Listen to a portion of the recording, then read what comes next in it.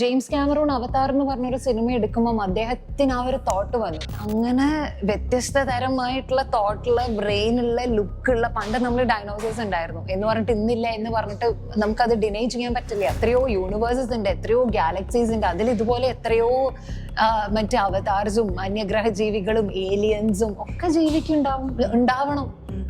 അതില് ഒരു അവതാരജ്ഞ നമ്മളാണ് ഏലിയൻ. അവർക്ക് തോന്നുമ്പോൾ അവര് പറയും ഭൂമിയിൽ നിന്ന് കുറെ ഏലിയൻസ് എന്ന് അവർ പറയും. അവരുടെ രീതിയിലുള്ള ഹ്യൂമൻസ് ആയിരിക്കും അവരതിന് പല പേരിട്ട് വിളിക്കുന്നുണ്ടാവും. ലോർഡ് കൃഷ്ണ, അതുപോലെ തന്നെ അവരൊക്കെ ഉണ്ടായിരുന്ന ഒരു യുഗം ഇസ് ഡിഫറെന്റ്. അത് കഴിഞ്ഞിട്ട് ശ്രീ ബുദ്ധ ഒക്കെ വന്ന ഒരു യുഗം, അത് കഴിഞ്ഞിട്ട് മാസ്റ്റേഴ്സ് ലൈക്ക് ജീസസ് ക്രൈസ്റ്റ് വന്ന യുഗം ഇസ് ഡിഫറെന്റ്. അത് ലാസ്റ്റ് ഇനി വരിക അല്ലെങ്കിൽ വന്നുകൊണ്ടിരിക്കുന്നതാണ് കലിയുഗ. അതെനിക്ക് തോന്നുന്നു നമ്മൾ കാണുന്നുണ്ടല്ലോ. ഇപ്പോൾ തന്നെയാണ് അമ്മേനെ വെട്ടിക്കൊല്ലണു, അച്ഛനെ വെട്ടിക്കൊല്ലണു, എന്തൊക്കെയോ കാര്യങ്ങൾ നടന്നുകൊണ്ടിരിക്കുകയാണ് നമ്മളെ ചുറ്റും. എനിക്ക് തോന്നുന്നു അത് തന്നെയാണ് കലിയുഗ. കാരണം എനിക്ക് തോന്നുന്നു എർത്തിന് എന്തോ ഒരു ഷിഫ്റ്റ് ഉണ്ടായ പോലെയാണ്. എനിക്ക് പെട്ടെന്നൊരു ഷിഫ്റ്റാണ് എനിക്ക് തോന്നിയിട്ടുള്ളത്.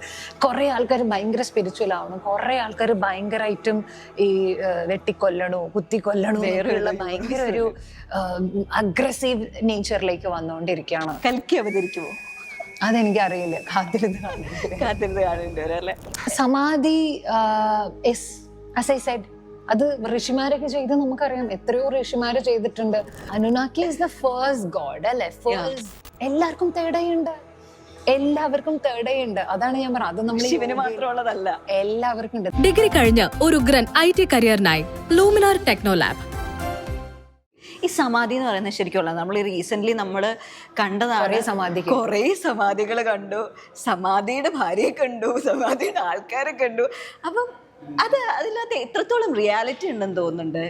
റിയൽ ആണോ ശരിക്കും സമാധി എന്നൊക്കെ ഉള്ളത്? സമാധി as I said, അത് ഋഷിമാരൊക്കെ ചെയ്ത് നമുക്കറിയാം. എത്രയോ ഋഷിമാര് ചെയ്തിട്ടുണ്ട്. ഇപ്പൊ ശ്രീരാമ കൃഷ്ണ പരമഹംസ, പിന്നെ മഹാവതാർ ബാബാജി, കുറേ ആൾക്കാർ. ഇപ്പം നമ്മൾ ഓട്ടോബയോഗ്രഫി ഓഫ് എ യോഗി ഒക്കെ വായിക്കുമ്പോൾ നമുക്ക് മനസ്സിലാവും. അല്ലെങ്കിൽ ശ്രീയമ്മിൻ്റെ ഒരു ബുക്കുണ്ട്, ഹിമാലയത്തിലേക്ക് പോണ ഒരു കഥ. ഇതൊക്കെ വായിച്ചിട്ടാണ് നമുക്കറിയാം. എൻ്റെ വീടിനടുത്തൊന്നും സമാധിയായിട്ടുള്ള ആൾക്കാരൊന്നും എനിക്കറിയില്ല. ഇറ്റ്സ് ഓൾ ഋഷിവര്യന്മാരാണ്. അല്ലെങ്കിൽ എന്താ പറയുക, അല്ലെ, വാനപ്രസ്ഥത്തിന് മുന്നേ സന്യാസം എടുത്തവർ മാത്രമാണ് ഇങ്ങനെ പോയിട്ടുള്ളത് നമുക്കറിയുള്ളൂ. അപ്പൊ പക്ഷെ ഇപ്പൊ ഇവര് സന്യാസം എടുത്തവരല്ലോ. ഇപ്പൊ നമ്മൾ റീസെന്റ് അറിയില്ലല്ലോ, അത് അവരുടെ വീട്ടുകാരോട് ചോദിക്കേണ്ടി വരും. 3 മക്കളോ എന്തോ ഇല്ലേ? അത് അവരുടെ വീട്ടുകാരോട് അല്ല, ഗൃഹസ്ഥരായിട്ടുള്ള സന്യാസിമാരുണ്ട്. അതാണ് ഏറ്റവും ഡിഫിക്കൽട്ട് ആയിട്ടുള്ള കാര്യം. സന്യാസിയായി ഹിമാലയത്തിൽ പോയി നമ്മൾ കോൺസെൻട്രേറ്റിംഗ് ഓൺ മെഡിറ്റേഷൻ ആൻഡ് നമ്മളെ അവേക്കനിങ് ഒക്കെ ഇറ്റ്സ് ഈസി. കുണ്ടലിനി അവേക്കനിങ് എന്നൊക്കെ പറയും. അത് നമ്മളുടെ കുണ്ടലിനി അവേക്കനിങ് എന്ന് പറഞ്ഞാൽ നമ്മൾ എല്ലാ ചക്രാസും, വി ഹാവ് 7 ചക്രാസ് അല്ലെ, ആ എല്ലാ ചക്രാസും ഓണായി നമ്മൾ പൂർണ്ണ ബോധ്യത്തോടുകൂടി വന്ന് that's there in our സ്പൈനിലുള്ളതാണ്. Muladhara ചക്ര തൊട്ട് നമ്മളുടെ ഐ ഡോണ്ട് നോ ദ സഹസ്ര എന്തോ ഒരു പേരുണ്ട്, ദ ക്രൗൺ ചക്ര എന്ന് നമ്മൾ പറയും ഇംഗ്ലീഷിൽ. അപ്പം അത് ഓണാവുന്നതിനെയാണ് നമ്മൾ എന്താ പറയുക ഭയങ്കര ആ ഒരു കുണ്ടലിനി അവേക്കനിങ് അങ്ങനെയൊക്കെ പറയണേ. അതൊക്കെ ചെയ്യണത് ഈ പറഞ്ഞതുപോലെ നമ്മൾ ഹിമാലയത്തിലേക്ക് പോയി അത്രയും മെഡിറ്റേഷനും പവേഴ്സും ഒക്കെ ആയിട്ടുള്ള, അല്ലെങ്കിൽ ഇവിടെ നമുക്ക് അങ്ങനെ ഒരു കേവ്സും ഒക്കെ ആയിട്ട് നമ്മൾ, കാരണം നമ്മൾ ഈ മെറ്റീരിയലിസ്റ്റിക് വേൾഡിലാണ് നമ്മൾ ജീവിക്കുന്നത്.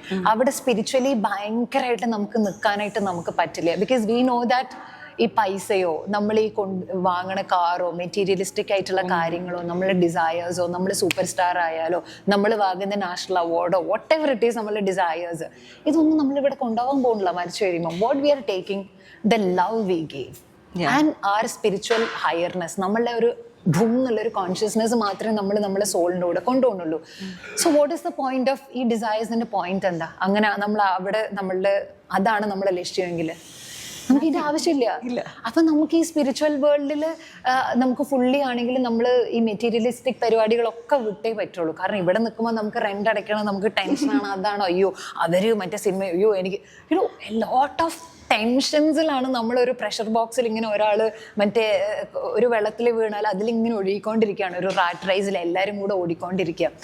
അപ്പം അതുകൊണ്ടാണ് ഇവരൊക്കെ അവിടെ പോകണം. അവിടെ പോയിട്ട് അതിൽ മാത്രം കോൺസെൻട്രേറ്റ് ചെയ്ത് ജീവിക്കാൻ ആക്ച്വലി എളുപ്പമാണ് അല്ലെ മെറ്റീരിയലിസ്റ്റിക്കലി ഫുൾ ജീവിക്കാൻ ഈസിയാണ്. എനിക്ക് ഡിസൈസ് മാത്രമേ ഉള്ളൂ, എനിക്ക് കാറ് വാങ്ങണം, എനിക്ക് വീട് വാങ്ങണം, എനിക്ക് അത് ചെയ്യണം, അതും ഈസിയാണ്. പക്ഷെ when you are spiritual and be in that, ഗൃഹസ്ഥരായിട്ടുള്ള യോഗിമാരെ കുറിച്ച് കേട്ടിട്ടുണ്ട്. ഇപ്പൊ ശ്രീയമ്മിനെ പറ്റിയൊക്കെ പറയണേ, അത് വലിയൊരു ആളാണ്. അത് കിട്ടുമ്പോൾ വായിക്കൂ. പുള്ളിയൊക്കെ എന്ന് പറഞ്ഞാൽ ഗൃഹസ്ഥരായിട്ടുള്ള സന്യാസിമാരാണ്. അതാണ് ഏറ്റവും ഡിഫിക്കൽട്ട്. കാരണം ആ ഒരു ബാലൻസ് കിട്ടാന്നില്ല. അതിങ്ങനെ മുള്ളിൽ നിൽക്കണ പോലെ. അത് ഇവിടെയാണ്. സ്പിരിച്വാലും ഉണ്ട്, ഇവിടെ മെറ്റീരിയലിസ്റ്റിക്കും ഉണ്ട്. ഇതിൽ രണ്ടിലും നമ്മൾ വീണ് പോവാതെ നമ്മൾ ഇവിടെ നിൽക്കാൻ പറ്റാന്നുണ്ടല്ലോ. That is the hardest path എന്നാ ഞാൻ പറയുള്ളൂ. അത് ചെയ്തിട്ട് ആ ഒരു കാംനെസ്സോടെ ജീവിക്കുന്ന ആൾക്കാരുണ്ടല്ലോ, they are like they got everything.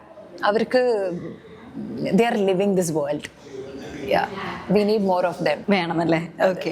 ഇപ്പോൾ ഈ യുഗങ്ങളിലൊക്കെ വിശ്വസിക്കുന്നുണ്ടോ? ഇപ്പം കൈൻഡ് ഓഫ് ദിസ് കലിയുഗം എന്ന് പറയുന്ന ഒരു സാധനത്തിൽ വിശ്വസിക്കുന്നുണ്ടോ? ഇപ്പം നമ്മുടെ ഈവൻ കൽക്കി മൂവിയിലാണെങ്കിൽ പോലും കൽക്കിയുടെ അവതാരം ആൻഡ് സുപ്രീമിനെ കാണിക്കുമ്പോൾ പോലും ഓരോ നേരത്തെ പറഞ്ഞ 7 ചക്രങ്ങൾ പോലെ കാണിക്കുന്നുണ്ട്. അങ്ങനെ യുഗങ്ങൾ ഇന്ന് വരുമായിരിക്കും, അങ്ങനെയുള്ളൊരു യുഗങ്ങൾ ഉണ്ടായിരുന്നല്ലോ. നമ്മൾ ഓരോ യുഗത്തിലല്ലേ ജീവിച്ചിരിക്കണേ. ഇപ്പം ബിഫോർ ക്രൈസ്റ്റ് ആണെങ്കിലും അങ്ങനെ നമ്മൾ കുറേ യുഗങ്ങളെ പറ്റി നമ്മൾ തന്നെ കേട്ടിട്ടുണ്ട്.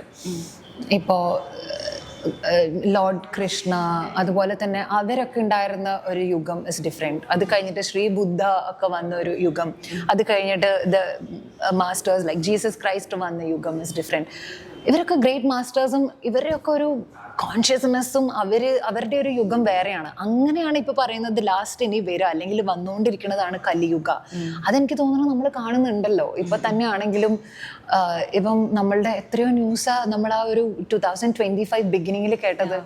എല്ലാരും മക്കള് തന്നെയാണ് അമ്മേനെ വെട്ടിക്കൊല്ലണു, അച്ഛനെ വെട്ടിക്കൊല്ലണു. പണ്ട് നമ്മളത് കേട്ടിരുന്നോ? ഇപ്പൊ അമ്മമാർക്ക് ഉറങ്ങാൻ പേടിയാണ്. നമ്മളുടെ റൂമിനപ്പുറത്ത് ദേ ആർ സ്കേർഡ് ബിക്കോസ് എന്തൊക്കെയോ കാര്യങ്ങൾ നടന്നുകൊണ്ടിരിക്കുകയാണ് നമ്മളുടെ ചുറ്റും. എനിക്ക് തോന്നുന്നു അത് തന്നെയാണ് കലിയുഗ എന്ന് എനിക്ക് എക്സ്പ്ലെയിൻ ചെയ്യാൻ പറ്റണു. കാരണം എനിക്ക് തോന്നുന്നു എർത്തിന് എന്തോ ഒരു ഷിഫ്റ്റ് ഉണ്ടായ പോലെയാണ്. എനിക്ക് പെട്ടെന്ന് ഒരു ഷിഫ്റ്റാണ് എനിക്ക് തോന്നിയിട്ടുള്ളത്. കുറേ ആൾക്കാർ ഭയങ്കര സ്പിരിച്വൽ ആവണം, കുറേ ആൾക്കാർ ഭയങ്കരമായിട്ടും ഈ വെട്ടിക്കൊല്ലണു, കുത്തിക്കൊല്ലണു എന്നൊക്കെയുള്ള ഭയങ്കര ഒരു അഗ്രസീവ് നേച്ചറിലേക്ക് വന്നുകൊണ്ടിരിക്കുകയാണ്. So it's scary. കൽക്കി അവതരിക്കുമോ? അതെനിക്ക് അറിയില്ല. കാത്തിരുന്ന് കാണേണ്ടി വരും അല്ലേ? വായനകൾ ഒരുപാട് സ്വാധീനിച്ചിട്ടുണ്ടോ ഇങ്ങനെയുള്ള ചിന്തകളിലേക്ക് പോകാനായിട്ട്? വായിച്ചിട്ടുണ്ട്, വായിക്കാറുണ്ട്. പക്ഷെ ഒരുപാടല്ല, വായിച്ചതിനേക്കാളും ഇനിയും വായിക്കാൻ കിടക്കുകയാണ് ഇഷ്ടം പോലെ. പക്ഷെ വളരെയധികം സ്വാധീനിച്ചിട്ടുണ്ട്. പോവാൻ മാത്രമല്ല, ട്രാവൽ ചെയ്യാൻ മാത്രമല്ല, നമ്മളിങ്ങനെ ഓരോ കാര്യങ്ങളിലൂടെ നമ്മൾ ട്രാവൽ ചെയ്യാറുണ്ട്. വായിക്കുമ്പോൾ ഇപ്പൊ ശ്രീയമ്മിന്റെ ആ ഒരു ബുക്ക് വായിച്ചപ്പം അത് ഹിമാലയത്തിലേക്ക് ശ്രീയം കൊച്ചിലെ തൊട്ട് എത്ര 15 വയസ്സുള്ളപ്പോൾ എന്തോ പോയതാണ് കഥ. എന്നിട്ട് he came back. Now he is here with us. അപ്പൊ അതില് കുറെ കാര്യങ്ങളുണ്ടായിരുന്നു. ശ്രീയമ്മിന്റെ ഗുരു സമാധി ആവുന്ന സമയം അതൊക്കെ വായിച്ചപ്പോൾ ഐ വാസ് ക്രൈയിങ്. ബിക്കോസ് എനിക്ക് എന്തോ ഒരു കുറേ ദിവസമായിട്ട് ഞാൻ ഇങ്ങനെ അവരുടെ കൂടെ ഇങ്ങനെ ട്രാവൽ ചെയ്തുകൊണ്ടേ ഇരിക്കുകയാണ്. നമുക്ക് അങ്ങനെ തോന്നും. അപ്പൊ ആ ഗുരുവിന്റെ കൂടെ ഞാനും ട്രാവൽ ചെയ്യണു. അങ്ങനെ ഗുരു സമാധി ആകുമ്പോ ഞാനും ഇരുന്ന് കരയാണ്. ഞാൻ സമാധി ആയില്ല, പക്ഷെ ഐ സ്റ്റാർട്ടഡ് ക്രൈയിങ്. ഇങ്ങനെ പെട്ടെന്ന് ഞാനൊരു ക്യാരിഡ് അവേ ആയി പോകുന്നുണ്ടോ. പിന്നെ ഞാൻ വിചാരിച്ചു ഇനി ഞാൻ ഹിമാലയത്തിലേക്കൊക്കെ പോകണം. വേണ്ട, ഒന്നുകൂടെ കുറച്ച് നാൾ കഴിയുമ്പോ എനിക്ക് മറ്റേ ഋതുമന്ത്ര ശരിക്കും മെഡിറ്റേഷൻ ഒക്കെ എടുത്ത് ഒരു സ്വാമിനിയായി കാണാൻ ചാൻസ് ഉണ്ടോ? കാരണം എന്താ വെച്ചാൽ എനിക്ക് റെസ്പോൺസിബിലിറ്റി ഉണ്ടല്ലോ. I should take care of my mother. ഈ ചോദ്യം ഞാൻ ഓൾറെഡി കുറെ നാൾ മുന്നേ എന്നോട് ചോദിച്ചതാണ്. എന്തുകൊണ്ടാണ് എനിക്ക് ഈ ഒരു സ്പിരിച്വൽ പാത്തിനോട് ഇത്രയും അട്രാക്റ്റഡ് ആയത് എന്നുള്ളത്. അപ്പം നമ്മളുടെ ഒരു സ്പിരിച്വലി കുറച്ച് നമ്മളെക്കാളൊക്കെ വലിയൊരു സ്ഥലത്ത് നിൽക്കുന്ന ഒരു മാം ഉണ്ട്. അവരൊക്കെ എൻ്റെ അടുത്ത് പറഞ്ഞു, see Himalaya is not for everybody. I can't go because എനിക്ക് എൻ്റെ റെസ്പോൺസിബിലിറ്റി ഉണ്ട്. ഞാൻ അവിടെ പോയി ഇങ്ങനെ ഇരുന്നിട്ട് കാര്യമില്ല. എനിക്ക് എൻ്റെ അമ്മേനെ പറ്റി ആയിട്ട് ഇവിടെ ചിന്തിക്കുന്നുണ്ടാവുക. അപ്പൊ അത് എല്ലാവർക്കും ഉള്ള ഒരു പാത്തല്ല. അതുകൊണ്ട് ഞാൻ പോവില്ല. എൻ്റെ പാത്ത് എന്ന് പറഞ്ഞാൽ ഇവിടെ ഇരിക്കുക, ഇതിനെ പറ്റിയൊക്കെ നിങ്ങളുടെ അടുത്തൊക്കെ സംസാരിക്കുക എന്നുള്ളത് ഒരു ഡിഫറെന്റ് പാത്താണല്ലോ. ഇപ്പം ഇതൊക്കെ പറയാനും ആൾക്കാരൊക്കെ വേണ്ടേ അല്ലെ? ഇപ്പം ചിലപ്പം നാളെ ഇതൊക്കെ ഇൻസ്പയർഡ് ആയിട്ട് ചൈതന്യ ഇതൊക്കെ പോയി വായിച്ചിട്ട് ചൈതന്യ ഓ മൈ ഗോഡ് ഇത് നല്ല രസമുണ്ടല്ലോ, മേ ബി ചൈതന്യാനന്ദമായി സ്വാമികളൊക്കെ ആയിക്കഴിഞ്ഞത് പേരൊക്കെ ചേരും അതിന്. അല്ല, ബിഗ് ബോസിൽ പോയി വരുമ്പോൾ ഞാൻ ഈ പറഞ്ഞ കുറെ കാര്യങ്ങൾ കുറെ പേര് ഇൻസ്പയർ ആയിട്ടുണ്ടായിരുന്നു. അങ്ങനെ കുറെ പേര് എന്നെ അത് കഴിഞ്ഞ് വിളിച്ചു. അങ്ങനെ ഞങ്ങൾ ഇങ്ങനത്തെ ഒക്കെ ബുക്കൊക്കെ ഞാൻ അവർക്ക് ആർമിയിലൊക്കെ ഉള്ള, നമ്മൾ ആ സമയത്ത് ആർമിയൊക്കെ ഉണ്ടല്ലോ, അവിടെയുള്ള നമ്മളെ കുറെ ഇഷ്ടമുള്ള ആൾക്കാർക്കൊക്കെ ഞാൻ ഈ കുറെ ബുക്സ് ഒക്കെ, ഇപ്പൊ law of the spiritual world, പിന്നെ വേറൊരു നല്ലൊരു ബുക്കുണ്ട് power of your subconscious mind, ഇതൊക്കെ ഞാൻ അവർക്ക് പ്രസന്റ് ഗിഫ്റ്റ് ആയിട്ട് കൊടുത്തിട്ടുണ്ടായിരുന്നു. അവരും അതുപോലെ എനിക്ക് ഗിഫ്റ്റ്സ് തരാറുണ്ട്. അപ്പോൾ ഇതിനും അപ്പൊ നമുക്ക് എല്ലാവർക്കും അങ്ങനെ പോകാൻ പറ്റില്ല, അത് എല്ലാവർക്കും ഉള്ളൊരു പാത്തല്ല. പക്ഷെ എനിക്ക് ഈ ഒരു പാത്ത് ഭയങ്കരമായിട്ട് ഇഷ്ടമായി. അതിനെപ്പറ്റി അറിയാം, എന്നാ മെറ്റീരിയലിസം അറിയാം, എന്നാ സ്പിരിച്വാലിറ്റി അറിയാം, എന്നിട്ട് അതിന്റെ നടുക്കൂടെ കിടക്കണല്ലേ ആ വഴിക്ക് ഭയങ്കര. അത് ശരിക്കും pushing yourself to another ഒരു എക്സ്ട്രീം ലെവലാണ്. അപ്പം ഈ ബുക്സ് ഒക്കെ വായിക്കുന്നുണ്ട്, ഇതൊക്കെ ഉറപ്പായിട്ടും എന്നെ ഇൻഫ്ലുവൻസ് ചെയ്യുന്നുണ്ട് എന്ന് പറഞ്ഞിട്ട് ഞാൻ ഭയങ്കരമായിട്ട് ചിലപ്പോൾ ഒരു ദിവസം അതിലിരിക്കും, പക്ഷെ next day I come back. ഈ ചില ആൾക്കാർ കൂടുതലും സ്പിരിച്വൽ ആയിട്ട് പോകുമ്പോൾ ഈ മതം എന്നുള്ളതിൻ്റെ ഒരു സാധനം കയറി ഹിറ്റ് ചെയ്യാറുണ്ട്. കാരണം അത് ഭയങ്കര സെൻസിറ്റീവ് ആയിട്ടുള്ളൊരു കാര്യമാണ്. പക്ഷെ ഇത് ഈ കൂടുതൽ സ്പിരിച്വൽ ആയിട്ടുള്ള ആൾക്കാർ ആ ഒരു വഴിക്ക് പോകുമ്പോൾ മതത്തെ ബേസ് ചെയ്തിട്ടാണോ പോകുന്നത്, അല്ലെങ്കിൽ ഒരു മതത്തിൽ മാത്രം അറ്റാച്ച്ഡ് ആയിട്ടാണോ പോകുന്നത്, എല്ലാ ദൈവങ്ങളും ഒന്നാണെന്ന് വിശ്വസിച്ചിട്ടാണോ പോകുന്നത്, ഒരു യൂണിവേഴ്സൽ പവറിലാണോ വിശ്വസിച്ചിട്ട് പോകുന്നത്, അങ്ങനെ പല പല ചിന്തകൾ, ചർച്ചകളുണ്ട്. It depends. ഇത് ഓരോരുത്തരെ ഡിപ്പെൻഡ് ചെയ്തായിരിക്കും. ഇപ്പൊ ചൈതന്യക്ക് ഏത് വഴി എടുക്കണമെന്ന് ചൈതന്യന്റെ വഴിയാണ്. എനിക്ക് എന്നെ പറ്റി മാത്രമേ പറയാൻ പറ്റുള്ളൂ. എൻ്റെ ഒരു വഴി എന്ന് പറഞ്ഞിട്ടുണ്ടെങ്കിൽ for me spirituality is going inside, like who I ആം.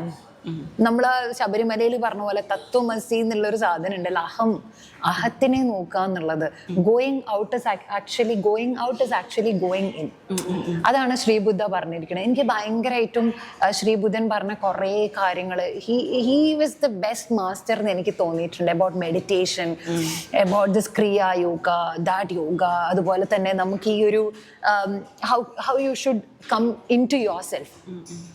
അത് എന്നെ സംബന്ധിച്ചിടത്തോളം ഇത് ഒരു മതത്തിനെയും ബേസ് ചെയ്തിട്ടല്ല. ഇത് എൻ്റെ ഉള്ളിൽ തന്നെ ഇങ്ങനെ വന്ന ഒരു കാര്യമാണ്. I love all the religion, to be frank. ഞാൻ എല്ലാ റിലീജിയനിലും ഞാൻ വിശ്വസിക്കുന്ന ഒരാളാണ്. കാരണം ഞാൻ പറയും, നമ്മൾ ഇന്ത്യക്കാർ ഏറ്റവും പ്രൗഡായിരിക്കണം. ബിക്കോസ് ഒന്ന് ഇമാജിൻ ചെയ്ത് നോക്ക്, നമുക്ക് ക്രിസ്മസിന് ലീവ് ഉണ്ട്, വിഷുവിന് ലീവ് ഉണ്ട്, ദീപാവലിക്ക് ലീവ് ഉണ്ട്, നമ്മളെ ഈദിനും ലീവ് ഉണ്ട്. സോ ഇത് ഉണ്ടായിരുന്നില്ലെങ്കിൽ എന്ത് ചെയ്തേനെ? അതുകൊണ്ടല്ലേ നമുക്ക് ഇത്രയും ലീവുകൾ കിട്ടിയത്. സ്കൂളിൽ പഠിക്കുമ്പോൾ ഏറ്റവും കൂടുതൽ സന്തോഷിച്ചത് നമ്മൾ അതിനാണല്ലോ. I believe in all the religion. ഞാൻ പള്ളിയിലും പോകാറുണ്ട്, ഞാൻ അമ്പലത്തിലും പോകും, ഞാൻ ബുദ്ധ മൊണാസ്ട്രിയിലും പോയിരിക്കുന്ന ആളാണ്, ദർഗാസിൽ പോയ ആളാണ്. സോ എനിക്ക് അങ്ങനെ I believe in God. That is the light for me. Religion is not the light. ഇല്ലയോ എന്നുള്ളതാണ് ഇപ്പോഴത്തെ മെയിൻ ആയിട്ടുള്ള കുറെ ചർച്ചകൾ നമ്മൾ സോഷ്യൽ മീഡിയയിൽ കാണുന്നത്. പക്ഷെ എനിക്ക് ആ ഒരു ലൈറ്റ് ഉണ്ട്. I have that light. അപ്പൊ ദൈവത്തിന് മതമില്ല എന്ന് വിശ്വസിക്കുന്ന ഒരാളാണ് ഞാൻ. ഇപ്പം ചൈതന്യ ഏത് മതത്തിനേക്കാളും ഞാൻ ഇതിനൊരു കൾച്ചർ എന്ന് വിളിക്കാൻ ആഗ്രഹിക്കുന്ന ഒരാളാണ്. മതം എന്ന് എനിക്ക് തോന്നില്ല. വെസ്റ്റ് സൈഡിലുള്ളത് വെസ്റ്റ് കൾച്ചറായിട്ടും നമ്മുടെ നാട്ടിലെ കൾച്ചറായിട്ടാണ് ഞാൻ എപ്പോഴും തിങ്ക് ചെയ്യണം. ഇപ്പം തിലക്, നമ്മൾ തൊടുന്ന ഒരു തിലക് ഉണ്ടല്ലോ, അത് നമ്മളുടെ ഇവിടുത്തെ തേർഡ് ഐക്ക് വേണ്ടിയിട്ട് നമ്മൾ പണ്ട് തൊട്ടേ തൊട്ടോണ്ടിരുന്നതാണ്. നമ്മൾ ഈ ചന്ദനം, അതിന് ഭയങ്കരമായിട്ടുള്ള മെഡിസിനൽ പവേഴ്സ് ഉണ്ട്. അപ്പം എല്ലാ മനുഷ്യനും നമുക്ക് എല്ലാവർക്കും തേടയുണ്ട്. അതാണ് ഞാൻ പറഞ്ഞത്. അത് നമ്മൾ ശിവന് മാത്രമുള്ളതല്ല, എല്ലാവർക്കും ഉണ്ട്. നമ്മളുടെ ആ യോഗ നമ്മൾ പഠിച്ചു കഴിയുമ്പം നമ്മൾക്ക് എല്ലാവർക്കും ആ 7 ചക്രാസ് ഉണ്ട്. ആ 7 ചക്രാസിലെ ഇവിടുത്തെ ഒരു ചക്ര ആണ് ആഗ്നേയ ചക്ര എന്ന് പറയുന്നത്. That is the third eye. അതിന് നമ്മൾക്ക് കൊടുക്കുന്ന ഒരു മെഡിസിൻ പോലെയാണ് നമ്മൾ ഈ ചന്ദനം, അതായത് തിലക്. അത് നമ്മൾ ഇന്ത്യൻ കൾച്ചറാണ്. അത് നമ്മൾ പണ്ട് തൊട്ടേ നമ്മൾ എല്ലാവരും തൊട്ടുകൊണ്ടിരുന്നത്. പക്ഷെ അത് നമ്മുടെ ഇന്ത്യയിലാകുമ്പോൾ വേരിയസ് കൾച്ചേഴ്സ് എല്ലാവരോട് ചേർന്നാണ് ഇന്ത്യ എന്ന് പറയുന്നത്. പക്ഷെ ഈ തിലക് എന്ന് പറയുന്ന ഒരു സാധനം, അതിന് കൊടുക്കുന്ന ഒരു മെഡിസിൻ എന്ന് പറയുന്ന ഒരു സംഭവം എല്ലാവരും അത് യൂസ് ചെയ്യുന്നുണ്ടോ? കാരണം അത് നമുക്ക് പണ്ട് യൂസ് ചെയ്യണ്ടായിരുന്നു. പണ്ട് നമ്മൾ എല്ലാ രാജാക്കന്മാരും ഒക്കെ കണ്ടിട്ടുണ്ടോ? അവര് പല മതത്തിലുള്ള ആൾക്കാരില്ലേ, അപ്പോഴും നമ്മുടെ ഈ തിലക് യൂസ് ചെയ്യുന്നുണ്ടാവും എല്ലാവരും. ഞാൻ പറയുന്നത് പണ്ടത്തെ കാലമാണ്. പണ്ടത്തെ യുഗത്തിനെ പറ്റിയിട്ടാണ് ഞാൻ പറയണത്. ഇപ്പോഴത്തെ കാലത്തിനെ പറ്റിയിട്ടല്ല പറയണത്. അന്ന് ഇന്ത്യയിൽ ഇത് യൂസ് ചെയ്യുന്നുണ്ടായിരുന്നു. അതുകൊണ്ടാണല്ലോ ഇപ്പോഴും നമ്മളൊരു ഹോട്ടലിലേക്ക് പോയിട്ടുണ്ടെങ്കിൽ അവര് നിങ്ങളെ റിലീജിയൻ ചോദിച്ചിട്ടല്ല ഇത് തൊട്ട് തരാ. ദിസ് ഇസ് ദ അതിഥി ദേവോ ഭവ. അത് നമ്മൾ ഇന്ത്യൻ കൾച്ചറിന്റെ ഭാഗമാണ്. അപ്പൊ ഞാൻ അതാ പറഞ്ഞത്, എനിക്കെന്ന് വെച്ചാൽ ഇതൊക്കെ ഭയങ്കര ഫാസിനേറ്റിംഗ് ആയിട്ടുള്ള കാര്യമാണ്. ഞാൻ ഭഗവത്ഗീതയും ബൈബിളും ഒക്കെ വായിക്കുന്ന ഒരാളാണ്. അപ്പൊ എനിക്കിതിനെ ഒരിക്കലും മാറ്റി നിർത്താൻ പറ്റില്ല. എനിക്ക് അതിലെല്ലാം പറഞ്ഞിരിക്കുന്നത്, ഞാൻ ഇത്രത്തോളം നോക്കിയപ്പം ഒരു കാര്യമേ പറയുന്നുള്ളൂ, like you know, you are the God and God doesn't have any religion. നമ്മൾ എത്ര നല്ലത് ചെയ്യുന്നു ആ നല്ലത് നമുക്ക് തിരിച്ചു വരും. നമ്മൾ മോശം ചെയ്താൽ നമുക്ക് മോശം തിരിച്ചു വരും. നമ്മളുടെ കർമാസൊക്കെ നമ്മൾ ഇവിടെ തന്നെ അനുഭവിക്കണം. ഇങ്ങനെയൊക്കെയുള്ള കാര്യങ്ങൾ മാത്രമാണ് ഇതിലൊക്കെ പറഞ്ഞിരിക്കുന്നത്. ആരെയും കൊല്ലാനോ ഇതാക്കാനോ അല്ലെങ്കിൽ ഞാനിപ്പം ഈ ഒരു റിലീജിയനിൽ ജനിച്ചത്, ഈ ജന്മത്തിൽ ഞാൻ അവിടെ ജനിച്ചതുകൊണ്ട് ചിലപ്പോൾ കഴിഞ്ഞ ജന്മത്തിൽ ഞാൻ വേറൊരു റിലീജിയൻ ആയിരിക്കും ജനിച്ചിട്ടുണ്ടാവുക. ഹൂ നോസ്, അറിയില്ല. So there is no permanent thing എന്നാണ് എൻ്റെ ഒരു കാഴ്ചപ്പാട്. ഇതൊക്കെ എൻ്റെ കാഴ്ചപ്പാടാണ് കേട്ടോ. ആൾക്കാർ പറയും ബട്ട് ഇറ്റ്സ് മൈ കാഴ്ചപ്പാട്. So I love all the religion in India. ഈ ഏലിയൻസിലൊക്കെ വിശ്വാസമുണ്ടോ? കാരണം ഇപ്പം നമ്മൾ പത്രത്തിലാണെങ്കിലും ഇങ്ങനെ കാണാറുണ്ട്, ഇവിടെ അങ്ങനെ ഒരു UFO തോന്നുന്നു, അവിടെ അങ്ങനെ ഒരു പേടകം വന്നു, അങ്ങനെ കുറേ സാധനങ്ങൾ നമ്മൾ അവിടെ ഇവിടെയൊക്കെ വായിച്ചു പോകുന്നുണ്ട്. ഈവൻ എനിക്ക് തോന്നുന്നു ഈ പിരമിഡ്സിൻ്റെ കാര്യത്തിലാണെങ്കിൽ പോലും ഭയങ്കരമായ വാദങ്ങൾ നിലനിൽക്കുന്നുണ്ട്. അനുനാക്കികളാണ്, മായയാണ്, അതാണ് ഇതാണ്. അനുനാക്കിയൊക്കെ അറിയോ? കുറച്ചൊക്കെ. ഇങ്ങനെ ചക്രാസ് അറിയാതിരുന്നപ്പോ നമ്മൾ ആവശ്യമുള്ളത് മാത്രം. അനുനാക്കി ഇസ് ദ ഫസ്റ്റ് ഗോഡ് അല്ലെ? ഫസ്റ്റ് സംതിങ് അങ്ങനെയാണ് പറയുന്നത്. ആൻഷ്യന്റ് ഈജിപ്ഷ്യൻ ആണ് അത്. അപ്പം പല ടൈപ്പ് ഓഫ് സാധനങ്ങൾ കേൾക്കുന്നുണ്ട്. ഇതിനകത്തൊക്കെ ഋതുവിന്റെ ഒരു ടേക്ക് എങ്ങനെയാ? ഒബ്വിയസ്ലി ഉണ്ടാവും. സി ജെയിംസ് കാമറൂൺ അവതാർ എന്ന് പറഞ്ഞൊരു സിനിമ എടുക്കുമ്പോൾ അദ്ദേഹത്തിന് ആ ഒരു തോട്ട് വന്നു. ഇത് എവിടെ സി നമ്മൾ പറയല്ലോ കമ്പ്യൂട്ടർ മനുഷ്യനെ ഉണ്ടാക്കിയത്, അല്ലാതെ മനുഷ്യനെ അല്ല കമ്പ്യൂട്ടർ ഉണ്ടാക്കിയത്. ആ ഒരു ഹ്യൂമൻ ആണ് ഇത് തിങ്ക് ചെയ്തത്. കമ്പ്യൂട്ടർ നമ്മൾ എടുക്കണ ഗൂഗിൾ അതൊരു ബ്രെയിനിലുണ്ടായ ഒരു തോട്ടാണ്. സോ ജസ്റ്റ് ഇമാജിൻ, അങ്ങനെ വ്യത്യസ്ത തരമായിട്ടുള്ള തോട്ടുള്ള ബ്രെയിനുള്ള ലുക്കുള്ള, പണ്ട് നമ്മൾ ഡൈനോസേഴ്സ് ഉണ്ടായിരുന്നു എന്ന് പറഞ്ഞിട്ട് ഇന്നില്ല എന്ന് പറഞ്ഞിട്ട് നമുക്കത് ഡിനൈ ചെയ്യാൻ പറ്റില്ല. അപ്പം പലതരത്തിൽ ഇപ്പം നമ്മൾ കണ്ടിട്ടില്ല, യൂണിവേഴ്സിന്റെ ഒരു കോർണറിലാണ് എർത്ത് എന്ന് പറയണ ഒരു. അപ്പം അതുപോലെ എത്രയോ പ്ലാനറ്റ്സ് ഉണ്ടാവും, എത്രയോ ഉണ്ട്, എത്രയോ യൂണിവേഴ്സസ് ഉണ്ട്, എത്രയോ ഗാലക്സീസ് ഉണ്ട്. അതിൽ ഇതുപോലെ എത്രയോ മറ്റേ അവതാർസും അന്യഗ്രഹ ജീവികളും ഏലിയൻസും ഒക്കെ ഉണ്ടാവണം. അതില് ഒരു അവതാരം നമ്മള് ഭൂമിയിലുള്ള ഏലിയൻസ് ആണ് നമ്മൾ. ശരിക്കും നമ്മളായിരിക്കും ഏലിയൻ, നമ്മളാണ് ഏലിയൻ. അവർക്ക് തോന്നുമ്പോൾ അവര് പറയും ഭൂമിയിൽ നിന്ന് കുറെ ഏലിയൻസ് എന്ന് അവര് പറയും. For them it's we are the avatar, they are not. അവരുടെ രീതിയിലുള്ള ഹ്യൂമൻസ് ആയിരിക്കും അവരതിന് പല പേരിട്ട് വിളിക്കുന്നുണ്ടാവും. So I believe in all these things. Conspiracy പറഞ്ഞു വന്നപ്പം എനിക്ക് ഡൗട്ട്, ഇനി നമ്മൾ ഏലിയൻസും അവര് മനുഷ്യരുമാണ്. അത് ഞാൻ ഇറ്റ്സ് ഓൾ അബൌട്ട് നമ്മളെ റിയാലിറ്റി അല്ലേ. നമ്മളെ റിയാലിറ്റിയിൽ നമ്മൾ ഇത് ചിന്തിക്കണം. അതാണ് ആരോ ഒരാൾ പറഞ്ഞ പോലെ ഗാന്ധിജിയുടെ റിയാലിറ്റി അല്ലല്ലോ നമ്മളെ reality. Exactly that is truth. പക്ഷെ അത് ആൾക്കാർക്ക് മനസ്സിലാവാത്തതാണ്. സത്യമാണ് അത്. Actually your truth is not my truth. അപ്പൊ നമുക്കതിനെ ഇപ്പം ചൈതന്യയുടെ ലൈഫിൽ ഉണ്ടായ കുറെ എക്സ്പീരിയൻസ് ആണ് ചൈതന്യ. അതെ, അതിപ്പോ ഞാൻ വന്നിട്ട് അത് അങ്ങനെയല്ല എന്ന് പറഞ്ഞ ചൈതന്യ പറയുന്നു ദാറ്റ് ഇസ് യുവർ എക്സ്പീരിയൻസ്. അത് എനിക്ക് ഒരിക്കലും ഡിനൈ ചെയ്യാൻ പറ്റില്ല. അങ്ങനെ മനുഷ്യന്മാരെ അക്സെപ്റ്റ് ചെയ്താൽ മാത്രം മതി. Just let them go in their own വേ. നമ്മുടെ സൊസൈറ്റിയിൽ എവിടെ നോക്കിയാലും ഇപ്പം ഋതുമന്ത്രൻ ഒരു എല്ലായിടത്തും ഒരു സാന്നിധ്യമാണ്. അപ്പം അതുകൊണ്ട് ഞാൻ വളരെ കോമൺ ആയിട്ട് ഒരു കാര്യം ചോദിക്കാം. നമ്മുടെ കുറച്ച് നാളായിട്ട് നമ്മുടെ ഈ ഒരു സോഷ്യൽ ബീയിങ്ങിൽ നടക്കുന്ന ഒരു കാര്യമാണ്, എന്തെങ്കിലും ഒരു ഇൻസിഡൻറ്റ് ഉണ്ടാകുമ്പോൾ ചില ആൾക്കാർ, ഇപ്പം റീസെൻ്റ്ലി എനിക്ക് ഋതുവിന് ആ ഇൻസിഡൻറ്റ് അറിയുമെന്ന് അറിയത്തില്ല, ദിയ കൃഷ്ണ, നമ്മുടെ ഇൻഫ്ലുവൻസർ ദിയ കൃഷ്ണയുടെ ഒരു ഇൻസിഡൻറ്റ് ഉണ്ടായിരുന്നു. അവരുടെ കടയിലുണ്ടായൊരു കോൺസ്പിറസിയുടെ കൈൻഡ് ഓഫ്, എനിക്കറിയില്ല. ഓക്കെ. അതിനകത്ത് പക്ഷേ കുറേ ആൾക്കാർ ജാതിയുടെ പേര് പറഞ്ഞിട്ട് കുറച്ച് ഇഷ്യൂസ് ഉണ്ടാക്കിയിട്ടുണ്ടായിരുന്നു. അപ്പം ഇങ്ങനെ ചില സിറ്റുവേഷൻസ് വരുമ്പോൾ, അല്ലെ ലൈഫ് സിറ്റുവേഷൻ വരുമ്പോൾ, വേടൻ്റെ ആവട്ടെ, ജാതി എടുത്തിട്ട് അതിനെ പറ്റി കുറേ കാര്യങ്ങൾ ഉണ്ടാക്കുന്ന ആൾക്കാരുണ്ട്. അതിലെന്താണ് തോന്നുന്നത്? എനിക്ക് തോന്നുന്നു ബിഗ് ബോസിലൊക്കെ കുറെ കാര്യം ഇതിനകത്ത് സഫർ ചെയ്തൊരാൾ എന്നുള്ളൊരു വെച്ചിട്ട് ഞാൻ ചോദിക്കാം, എന്താണ് അതിനൊരു take? We should go beyond a lot of thing അല്ലേ. ഇതിന്റെ ഒക്കെ ആവശ്യം എന്താ? മനുഷ്യജാതി എന്നല്ലാതെ വേറൊരു ജാതി ഉള്ളതായിട്ട് എനിക്കറിയില്ല. ഐ ബിലീവ് ഇൻ ദാറ്റ് ജാതി. സി, ഈ പറഞ്ഞതുപോലെ നമ്മൾ എവിടെയോ ഞാൻ വായിച്ചിട്ടുണ്ട്, ഈ പ്രളയം വരുമ്പം അല്ലെങ്കിൽ ഒരു കലാമിറ്റി വരുമ്പോൾ ആൾക്കാരൊക്കെ കൂടെ ഒത്തു നിൽക്കും. അപ്പോഴാരും ജാതി ചോദിക്കണല്ലോ. നിന്റെ ജാതി ചോദിച്ചിട്ടല്ല അവിടുത്തെ ഉള്ളവർ നമ്മളെ രക്ഷപ്പെടുത്തണേ. പക്ഷെ എന്തുകൊണ്ടാണ് ആ ഒരു യൂണിറ്റി നമുക്ക് ത്രൂ ഔട്ട് ദ ലൈഫ് നമുക്ക് കാണിക്കാൻ പറ്റാത്ത? ആ കലാമിറ്റി കഴിയുമ്പോൾ എഗെയിൻ പിന്നെയും നമ്മൾ തല്ലായി. സോ എനിക്കറിയില്ല why people are even using it and what is the importance എന്ന് പോലും എനിക്ക് പറയില്ല. പക്ഷേ കാലം എത്ര മാറിയിട്ട് പോലും ഇത് ഭയങ്കരമായിട്ട് ഇപ്പോൾ ഉണ്ടോ എന്നുള്ള ഒരു വലിയ കാര്യമാണ്. ഇപ്പം നമ്മൾ തുടരും എന്നുള്ള മൂവിയിൽ എടുത്തേക്കുന്ന ടോപ്പിക്ക് പോലും ഇറ്റ്സ് ദുരഭിമാന കൊല എന്നുള്ള ഒരു സാധനമാണ്. അപ്പം ദാറ്റ് ഈസ് റിയലി സ്കേറി. എനിക്ക് തോന്നുന്നു ഇനി ഇത് ഭയങ്കര പേടിക്കേണ്ട ഒരു കാര്യമാണ്. കാരണം നമ്മളെ നാട്ടിൽ ഇത്രയും ഈ പറഞ്ഞ പോലെ ഡിഫറെൻറ്റ് കൾച്ചറിലൊക്കെ ജീവിക്കുന്ന ഒരു നാടാണ് ഇന്ത്യ എന്ന് പറയുന്നത്. ഇന്ത്യ ഈസ് ആർ ട്രഷർ, ഞാൻ ശരിക്കും പറയുകയാണെങ്കിൽ. കാരണം മാർഷൽ ആർട്സിന് ചെയ്യാൻ പോയപ്പോൾ നമ്മളുടെ യുക്രൈൻ എന്നുള്ള കുറേ കുട്ടികളുണ്ടായിരുന്നു. ഞങ്ങൾ 3-4 ദിവസം കഴിഞ്ഞപ്പോൾ എല്ലാവരും ഭയങ്കര ഫ്രണ്ട്സായി. നമ്മളെല്ലാവരും ഒരേ ഹോട്ടലിലാണ് സ്റ്റേ ചെയ്യുന്നത്, ഒരേ സ്ഥലത്താണ് നമ്മളൊക്കെ പെർഫോം ചെയ്യുന്നത്. അപ്പോൾ അവർ വന്ന് അവരുടെ രാജ്യത്തെക്കുറിച്ച് പറഞ്ഞ കുറച്ച് കാര്യങ്ങളുണ്ട്. അവർക്ക് പലർക്കും വീടില്ല, പലർക്കും എന്താ പറയാ എഡ്യൂക്കേഷൻ ഇല്ല, അവർക്ക് ഹോപ്പില്ല. അവിടെ 50 കോടി ഉണ്ടായിരുന്നവരും 5 രൂപ ഉണ്ടായിരുന്നവരൊക്കെ മറ്റേ ഗവൺമെന്റ് കണ്ടെയ്നേഴ്സിൽ നമ്മളെ ലോകാരോഗ്യ സംഘടനയുടെ മറ്റേ ബ്രെഡ് വരണതും കാത്തിട്ടാണ് അവരവിടെ നിൽക്കണേ.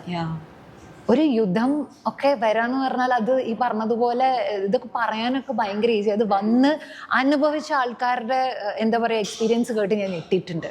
എന്നിട്ട് അവർ വന്നിട്ട് അവരുടെ ഫ്ലാഗിൽ ഇതിനെതിരെ എന്തെങ്കിലുമൊക്കെ എഴുതണം എന്നൊക്കെ പറഞ്ഞിട്ട് ഞാൻ കുറച്ച് കാര്യങ്ങളൊക്കെ എഴുതി കൊടുത്തിട്ടുണ്ടായിരുന്നു. അങ്ങനെ ഞാൻ പറഞ്ഞാൽ നമ്മൾ അതുകൊണ്ട് തന്നെയാണ് ഞാൻ പറയാം, നമുക്ക് ട്രാവൽ ചെയ്യണം, നമ്മൾ കാണണം ലോകം എന്താണെന്ന് സന്തോഷ് ജോർജ് കുളങ്ങര പറയുന്ന പോലെ. അപ്പോഴാണ് നമുക്ക് മനസ്സിലാവുക നമ്മൾ ഇത്രയും ഒരു ട്രഷർ ആയിട്ടുള്ള കാര്യമാണ് ഭാരത് അല്ലെങ്കിൽ ഇന്ത്യ എന്ന് പറയുന്നത്. നമ്മൾ ഇത്രയും റിലീജിയൻ നമ്മൾ ഒന്നിച്ച് നമ്മൾ സന്തോഷമായിട്ട് ജീവിക്കണത് പുറത്തെ ആൾക്കാർക്ക് പിടിക്കില്ല. അപ്പൊ ഇങ്ങനെ മറ്റേ നമ്മളിലൂടെ തന്നെ ഈ ജാതിയൊക്കെ കൂടെ ഇങ്ങനെ കുത്തിവെച്ച് വരികയാണ്.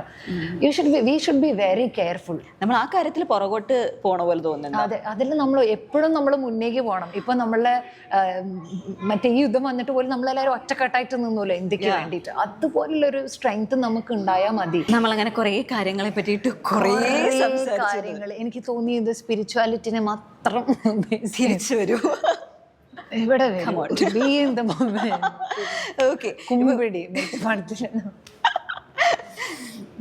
വരൂ. നമുക്ക് എത്ര മണിയാകുമ്പോൾ രാവിലെ എഴുന്നേക്കും? ഇത്ര കാര്യങ്ങളൊക്കെ ചെയ്ത് തീർക്കാനില്ലേ? ഒരുപാട് കാര്യങ്ങൾ ഒരു ദിവസം ചെയ്ത് തീർക്കുന്ന ആൾ. പാട്ട് പഠിക്കും, കുറേ കാര്യങ്ങൾ. ശരിക്കും പറഞ്ഞാൽ കുറേ സമയമുണ്ട് കേട്ടോ. ഞാൻ 5 മണിക്ക് എഴുന്നേക്കും. അത് ആ മാർഷൽ ആർട്സിന്റെ സമയത്ത് തൊട്ടുള്ള റൈറ്റ് ആഫ്റ്റർ കോവിഡ് അതുവരെ ഞാൻ ഈ പറഞ്ഞ പോലെ വർക്കൊക്കെ ഉള്ളപ്പോൾ എഴുന്നേക്കും. അത് കഴിഞ്ഞപ്പോൾ തൊട്ടിട്ട് എനിക്ക് ആഫ്റ്റർ കോവിഡ് ആ മാർഷൽ ആർട്സ് സ്റ്റാർട്ട് ചെയ്ത ടൈമിലാണ് കറക്റ്റ് 5 മണിക്ക് എഴുന്നേക്കും. ഈ 5 മണിക്ക് എഴുന്നേറ്റ് കഴിയുമ്പോൾ ഒരു കാര്യം എന്ന് വെച്ചാൽ നമുക്ക് കുറേ സമയമുണ്ട് ദിവസത്തിന്. ഒരു 11-12 മണിയാകുമ്പോഴത്തേക്കും ഇനി എന്ത് ചെയ്യണം, you have a lot of time. അപ്പം നമ്മൾക്ക് വർക്കൗട്ട് ചെയ്യാം, രാവിലെ യോഗ ചെയ്യാം, സൂര്യ നമസ്കാരം ചെയ്യാം, പിന്നെ പാട്ട് ഞാൻ ഹിന്ദുസ്ഥാനി പഠിക്കുന്നുണ്ട്, അത് പ്രാക്ടീസ് ചെയ്യും, പിന്നെ സ്വിമ്മിങ് ചെയ്യും ക്രൗൺ പ്ലാസയിൽ പോയിട്ട്. പിന്നെ ഈവനിങ് ഞാൻ ആ സ്വിമ്മിങ്ങിനോട് കൂടെ തന്നെ വർക്കൗട്ട് ചെയ്യും, വെയിറ്റ് ലിഫ്റ്റ് ചെയ്യും. പിന്നെ ഞാനും അമ്മയും കൂടെ എൻ്റെ വീട്ടിലേക്കുള്ള കാര്യങ്ങൾ ഞങ്ങൾ 2 പേരും കൂടെ തന്നെയാണ് വാങ്ങണതും ജോലിയും ഒക്കെ ചെയ്യണേ.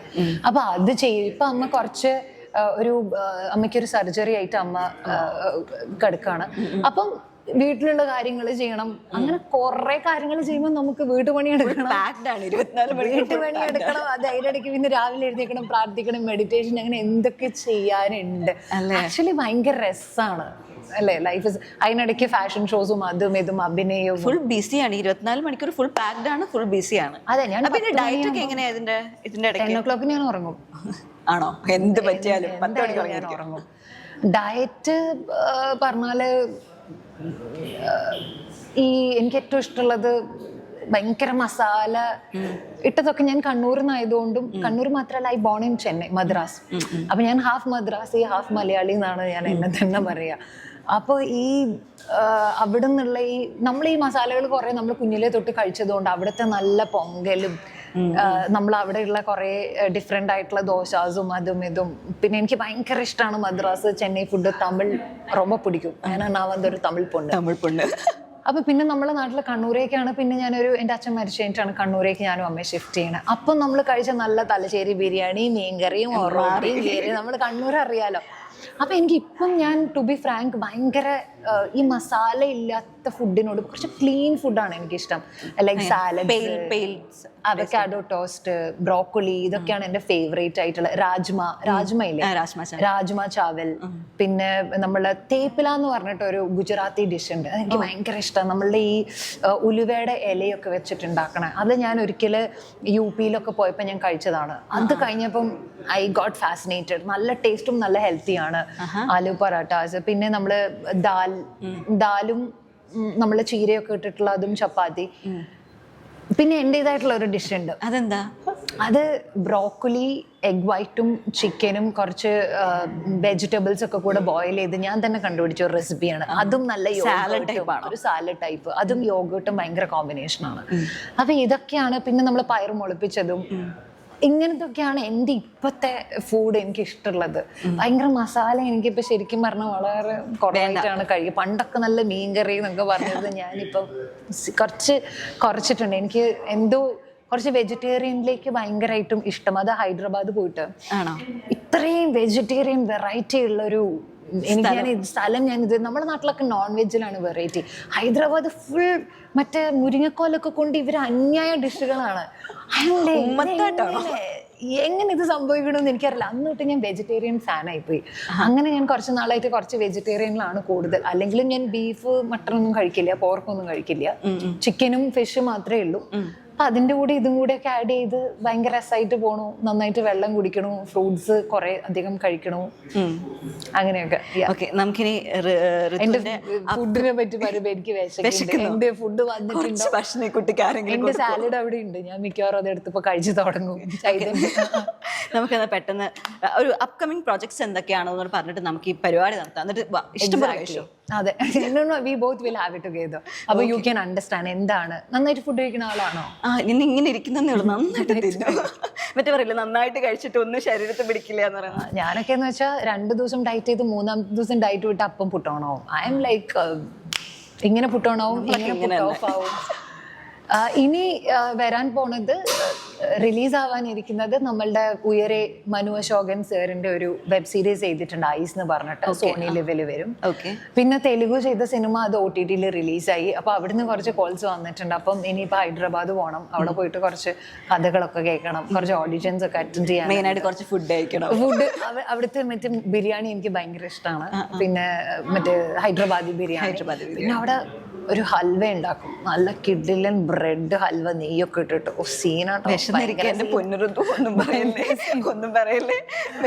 Very nice people, they will keep feed U. അതുപോലെ തന്നെയാണ് തമിഴ്നാട്ടിലും പോയിട്ടുണ്ടെങ്കിൽ നമ്മൾ തായ് മൊഴിതാണ്, അതിനാൽ അങ്ങ് പോയി അപ്പടിയെ സാപ്പിട്ടിട്ടേ നല്ല സാപ്പിടല. അപ്പൊ ഇങ്ങനെ അപ്പൊ തന്നെ ഫുഡ് വേണമെങ്കിൽ ഞാൻ ഫുഡ് എടുത്താലോ, ഇനി വേണമെങ്കിൽ അടുത്തത് അങ്ങനെ തന്നെ ആയിരിക്കും ഞാൻ നമ്മൾ സംസാരിക്കാൻ പോണേ. സോ ദിസ് ഓൾ ലൈക്ക് ഇതാണ് അടുത്ത പ്രോജക്ട്സ്. പിന്നെ നമുക്കൊരു മ്യൂസിക് ഫെസ്റ്റ് വരുന്നുണ്ട്. അപ്പൊ അതിന് വേണ്ടിയിട്ടുള്ള കുറച്ച് മ്യൂസിക് പ്രാക്ടീസ് ആൻഡ് പ്രിപ്പറേഷൻസ് ഉണ്ട്. പിന്നെ ഫാഷൻ റിലേറ്റഡ് ആയിട്ടുള്ള കുറച്ച് കാര്യങ്ങൾ. ഇപ്പം ഒരു ഇൻഡസ്ട്രിയിൽ, ഫാഷൻ ഇൻഡസ്ട്രിയിൽ ഒരു നമ്മൾ പറയില്ലേ, എന്താ പറയുക, ഫാഷൻ കറസ്പോണ്ടന്റ് ആയിട്ട് ഇനിയിപ്പോൾ ജോയിൻ ചെയ്യാൻ പോകുന്നുണ്ട്. I want to do everything as we say. അങ്ങനെയല്ലടോ, എല്ലാം നമുക്ക് ചെയ്യാൻ പറ്റും. അതാണ് എനിക്ക് തോന്നുന്നത്, നമുക്ക് എല്ലാം ചെയ്യാൻ പറ്റും. വി ആർ മൾട്ടി ഡയമെൻഷൻ ആയിട്ടുള്ള ആൾക്കാരാണ്, നമുക്ക് എല്ലാം ചെയ്യാൻ പറ്റും. നമുക്ക് എഴുതാൻ പറ്റും, നമുക്ക് ഡയറക്ഷൻ, അഭിനയം, എന്താ പറയുക, പാട്ട്, പെർഫോമൻസസ്, ഫാഷൻ, മാർഷൽ ആർട്സ്, എല്ലാം നമുക്ക് പറ്റും. നമ്മളെല്ലാം ചെയ്യണം, അതാ ഞാൻ പറയണേ. അങ്ങനെ എല്ലാം ചെയ്ത് സൂപ്പർ ഗുഡായിട്ട് അടിപൊളിയായിട്ട് അങ്ങോട്ട് മുന്നോട്ട് ഋതുമന്ത്രയുടെ ലൈഫ് കിടിലമാവട്ടെ. Thank you so much, thank you for coming. And ഇത്രയും സമയം എൻ്റെ അടുത്ത് സംസാരിച്ചു. അങ്ങോട്ടും നന്നാവട്ടെ, എല്ലാം അടിപൊളിയാവട്ടെ. ഇതുപോലെ തന്നെ ചിരിച്ച മുടിയൊക്കെ അങ്ങനെ തന്നെ, you have A very wonderful smile. Thank you. അങ്ങനെ തന്നെ ഇരിക്കട്ടെ, എല്ലാ നന്മകളും ഉണ്ടാവട്ടെ. God bless you. നന്നായി ലോകാസവസ്ഥ മറ്റേ സാധനം എന്തായാലും പറയാം. ഓക്കെ, സോ ഇതുപോലെയുള്ള ഇന്റർവ്യൂസ് ഒക്കെ ആയിട്ട് നമുക്ക് ഇനിയും കാണാം വിർച്വൽ മീഡിയ എന്റർടൈൻമെന്റ്സിൽ. So stay tuned.